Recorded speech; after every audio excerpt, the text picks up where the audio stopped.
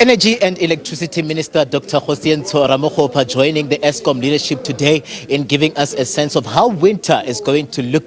ESCOM just seeking to assure us that at least at the most we'll see stage 2 of load shedding being implemented, but they are seeking to assure us as well that at most you'll see at least no load shedding being implemented, which is what they're aiming for. There have been structural changes as well and expectations of a shift at some of these power stations as well, and we see the minister really lauding the work that ESCOM has been doing over time amid the 5 incidents of load shedding that we've seen take place since the year started. I'm going to bring the minister into the conversation with us today. Minister Kgosientsho Ramokgopa, thank you very much for joining us on the SABC. We see you just lauding the work of ESCOM. We know very well that when they took over, Ntete Marokane came through as the CEO, you were taking off a mammoth task ahead in terms of stabilizing the grid. It does look like there is stability here. Even though we've seen those 5 incidents of load shedding, we're looking at a positive outlook going into winter.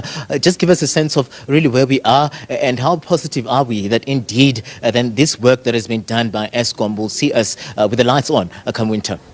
Oh, thanks, Katlego. I think as you make the point, I think all indicators are looking up positive in that they point to us being in a position to call the end of load shedding in the near future. What are those? Some of those, the stabilization of the leadership at ESCOM, the apex leader, Mr. Marokane, Mr. Ngumalo, and the rest of the executives, and we have seen the kind of work that Mr. Ngumalo has done at the various power stations. We had identified 6 power stations as problematic power stations. We have invested a lot of effort, technical expertise, and money, and thanks to the support we got from National Treasury, we have been able to turn around some of those power stations. I mean, Tutuka, Kendall, and others. Now they've graduated to be some of the most stable and best performers. And yes, we do accept that there's been setbacks. As you make the point, I think 5 bouts of load shedding. What is important there is the turnaround, how we've been able to bring back the power supply. But I think what is significant and what is reassuring from this briefing is that if you look at our outlook compared to the winter outlook of last year, I mean, we have been able to claw back about 2,000 megawatts. And then when you go into this winter again, what will be new is that there's new generation capacity coming from Kusile unit number 6. We'll go into commercial operation, as Mr. Ngumalo was making the point, the observation. That's now it's giving us the maximum megawatts that we expect of that unit. And then we're coming back from long-term forced outage, MDP unit number 4. We expect that to come in now in May. And then, of course, one of the Quebec units going to come back as part of the licensing requirements, another 980 megawatts. So when you put it together, I mean, you can see that the base have changed significantly from what was the case the last outlook when we announced for winter, and now you'll have the benefit of 2,500 megawatts, including the performance that we are continue to observe from the fleet that is already running. So yes, as you make the point, I think our optimistic outlook, we really don't expect load shedding.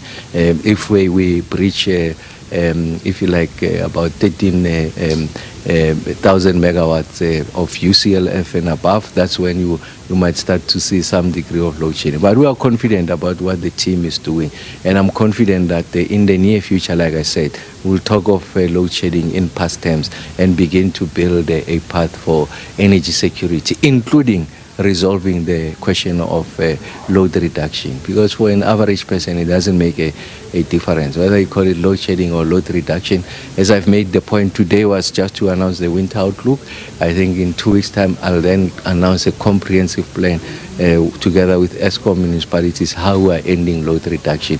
Those plans are far advanced. ESCOM has already approved at the level of the board a facility or an instrument that we are going to use to support that. So I'm grateful that it has gone through the governance approval. We will be announcing it, and I'm confident that those people who are subjected to load reduction in the far-flung rural areas, in the township, peri-urban areas, informal settlement, we need to formalize them, refurbish the infrastructure, but they need to commit to pay. at least those that can pay. And those that are poor, the state will look after them. As you know that there's a dispensation to support poor households, but we are getting to them. Of course, we will not eradicate it immediately because of the scale. We'll move from one township to the other, one village to the other, street by street, house by house. We are going to get it resolved, load reduction, Katlego. And just before we let you go, Minister, we see you also announcing plans around the private sector. It looks like we have advanced in terms of what we see the Transmission Company of South Africa doing the work there, and we are expecting for you to also give us a sense in terms of the regulations, the Electricity Amendment Act that has given way for the private sector to be moving into this space of multiple energy generation. Oh yes, absolutely. I think we are getting into a dispensation where from the generation side, we're just not only relying on ESCOM, there will be greater competition, higher levels of private sector participation. Also on the transmission line. The transmission is a natural monopoly, so that remains in the hands of the state. So I'm not about to relinquish it. What we are doing is the financing and the construction of the various corridors.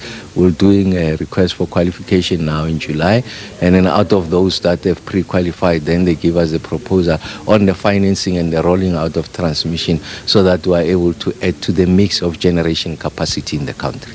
Minister, thank you very much for giving us your time. The Electricity and Energy Minister, Dr. Kgosientsho Ramokgopa, just giving us a sense of the expectations ahead of winter. And you see him just saying that he is expecting then for ESCOM to continue with this work that they're doing. But soon he'll be announcing interventions around municipalities and how we deal with the issue of load reduction. I'm Katlego for SABC News at the ESCOM headquarters, Megawatt Park in Sunning Hill.